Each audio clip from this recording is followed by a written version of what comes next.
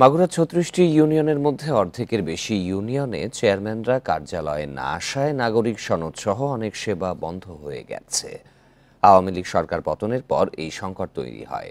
বিকল্পভাবে কিছু সেবা চালু থাকলেও ভোগান্তি বেড়েছে মানুষের। নির্বাচনের মাধ্যমে সেবা নিশ্চিত করা।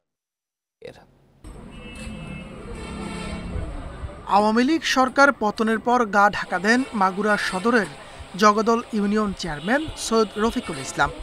ইউনিয়ন পরিষদে প্যানেল চেয়ারম্যানও নেই। নাগরিক সনদ সহ বিভিন্ন সেবা দায় থমকে আছে। একই সময় ধরে কার্যালয়ে আসেন না গোপালগ্রাম ইউনিয়নের চেয়ারম্যান আওয়ামী লীগ নেতা নাসিরুল ইসলাম মিলন।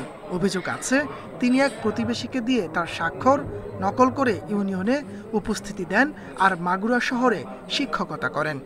জনগণ সেবামূলক কাজ থেকে সব সেবামূলক থেকে বঞ্চিত। চেয়ারম্যান সাহেব আসেন না, তা আমরা ইউনিয়ন পরিষদের মেম্বার হিসেবে আমরা সমাধান দিতে পারছি না। আমার উদ্যত কর্মকর্তার কাছে একটা সুষ্ঠু সমাধান চাই।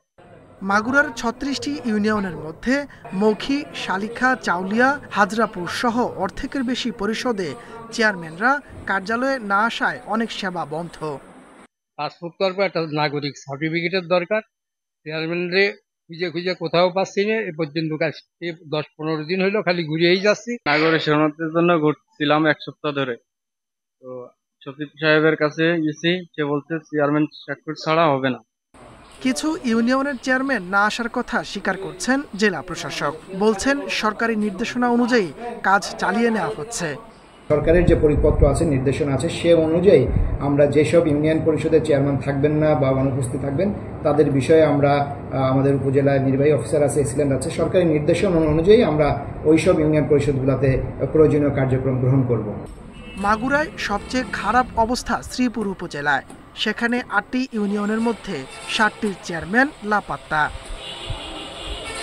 Independent news.